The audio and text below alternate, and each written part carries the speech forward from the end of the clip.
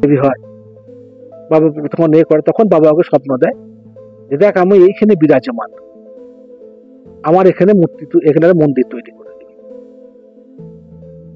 তা বললো আমি তো কাঠ কয়লা নিজের লোককে দিই, তাহলে আমার আর কত পয়সা আছে যে মন্দির করবো, ওই তুই বাড়িতে যা, পয়সা হয়ে যাবে। তো যখন ও বাড়িতে গেল তখন দেখলো কাঠ কয়লাগুলো সব সোনা।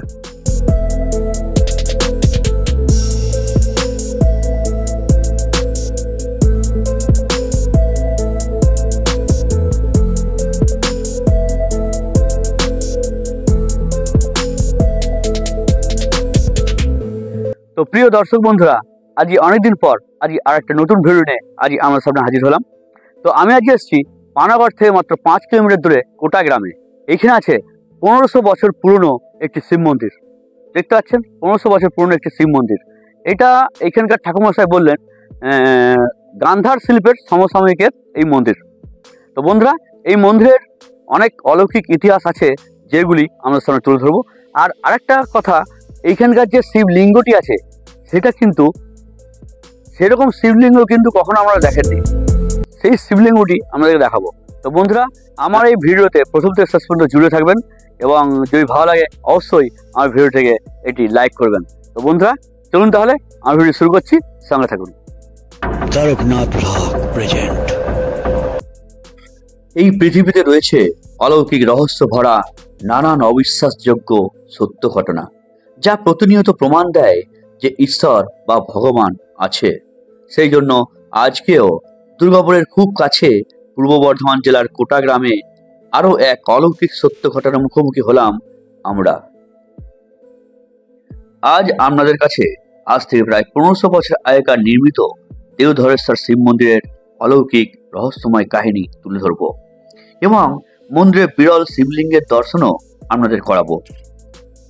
এই মুহূর্তে আপনারা দেখতে পাচ্ছেন পূর্ব বর্ধমান জেলার কোটা গ্রামের অভ্যন্তরে থাকা পুরনো শিব মন্দিরটি। এই মন্দিরের পাশাপাশি গ্রামবাসীর সঙ্গে বাবা দেওধরেশ্বর থাকতে চায়নি, তাই তো বাবা অলৌকিকভাবে চলে গিয়েছিলেন গ্রামের বাইরে ঘন জঙ্গলের মাঝে। রহস্যময়ভাবে ঘটে উঠেছিল তার শিব মন্দিরটি। কেন রহস্যময়, এর পিছনে যে কাহিনীটি আছে তা তো আপনাদের জানতেই হবে। মন্দিরের ভেতরে কি আছে তা আপনাদেরকে একটু দেখিয়ে দিই।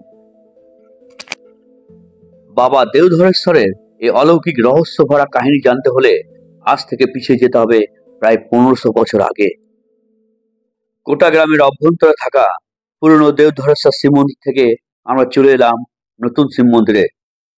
এই মন্দির কবে তৈরি হয়েছিল তা কিন্তু কেউ জানে না, তবে আজ থেকে 1500 বছর আগে এই অঞ্চল ছিল শাল মহুয়ায় ঘেরা ঘন জঙ্গল।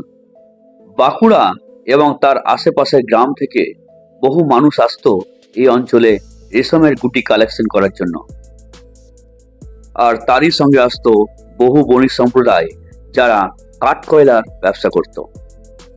এইরকম এক সন্ধ্যায় এক বণিক কাঠকয়লা সংগ্রহের জন্য এখানে আসেন এবং রাতের বেলা একটি গাছের নিচে আগুন জ্বালিয়ে গাছের ওপর ঘুমিয়ে পড়েন। তখন তিনি স্বপ্ন পান যে বাবা দেওধরেশ্বর তাকে এই স্থানে মন্দির নির্মাণ করার জন্য আদেশ করছেন। এবং যখন ওই বণিক বলেন টাকা পয়সা কোথায় পাবো, তখন বাবা দেওধরেশ্বর বলেন কোনো চিন্তা নেই, সব হয়ে যাবে। ওই বণিক যখন বাড়ি ফিরে যান তখন তিনি গিয়ে দেখেন তার সব কাঠকয়লা সোনা হয়ে গেছে। এরকমই এক ঘটনা আপনাদেরকে শোনাবো এইখানকার পুরোহিত মশাইয়ের মুখ থেকে। দেওধরেশ্বর শিব মন্দির আগে ছিল আমাদের গ্রামে, এই যে দেখে এলে পুরনো মন্দিরটা এখানে। এখানে পাশাপাশি ছুতোর কর্মকার এদের বাসাবাস ছিল।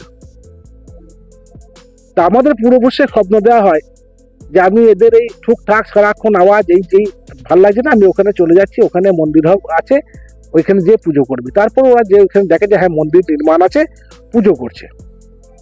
এটা প্রাচীন প্রবাদ, কিন্তু এর পরও একটা এর কাহিনী আছে। কাহিনীটা হচ্ছে এই যে সোনামুখী বিষ্ণুপুর এই সাইডে তাঁতি যারা তন্তুবায়, ওরা এইখানে আসতো এই জঙ্গলে গুটি রেশম কালেকশন করতে। এই কয়লা কালেকশন করতে বলছি আর তোমাকে, ওই গড় জঙ্গলের সঙ্গে যোগ ছিল, এই জঙ্গলটা যোগ আছে। গড় জঙ্গল ছামারুপা যে। তারপরে কিছু বণিক আসতো, এখানে মোল গাছের জঙ্গল ছিল, সে মোল কাটে খুব ভালো কাঠ কয়লা হয়। এই শ্যাগরারা আসতো, ওই গাছ কেটে আগুনে পুড়িয়ে কাঠ কয়লা করে ছালাই করে ভর্তি করে নিয়ে যেত। মানে গরুকে নিয়ে আসতো, ওই ছালা, গরুর পিঠে ছালা থাকতো, খাবার থাকতো গরুর, ওই ছালা খাওয়া হয়ে যেত, ওই কাঠ কয়লা পুড়লো, ওগুলো ভরে নিয়ে যেত। তখন গ্রাম্য বেঠো পথ, তখন তার এত দিয়ে ছিল না। ওরকমই কোনো এক বণিক এসেছিল, স্বর্ণ বণিক, সে এসে ওই কাঠ কেটে তলাতে মানে জেলে, আগুন জেলে কাঠ পুড়িয়ে ও পরে ও গাছের উপরে বসেছিল। রাত্রিবেলা বিভিন্ন জঙ্গলে জন্তুদের ভয় টয় খায়, হাবিজাবি হয়। বাবা তখন এ করে, তখন বাবা ওকে স্বপ্ন দেয় যে দেখ আমি এইখানে বিরাজমান, আমার এখানে মূর্তি, এখানে মন্দির তৈরি করে দিই। তা বললো আমি তো কাঠ কয়লা নিজের লোককে দিই, তাহলে আমার আর কত পয়সা আছে যে মন্দির করবো? ওই তুই বাড়িতে যা, পয়সা হয়ে যাবে। তো যখন ও বাড়িতে গেল তখন দেখলো কাঠ কয়লাগুলো সব সোনা। তখন ওই সোনা দিয়ে যে মন্দির নির্মাণ হয়েছে, ওই মন্দিরটা কোনো নাম লেখা নাই কে করেছে, কারণ পয়সাটা ছিল বাবা নিজের, কোনো নাম লেখা নাই। আর আমাদের পূর্বপুরুষ, ঘন জঙ্গল তো, সবাই তো সবসময় যেত না সব জায়গায়। আমাদের পূর্বপুরুষকে যখন দেয়া হয়, বলা হয়, যখন সে দেখে এখানে যে শিবলিঙ্গটা নাই, তখন স্বপ্ন দেয় যে আমি ওখানে চলে গেছি, দেখো ওইখানে মন্দির নির্মাণ হয়ে গেছে, ওখানে আমি বিরাজমান।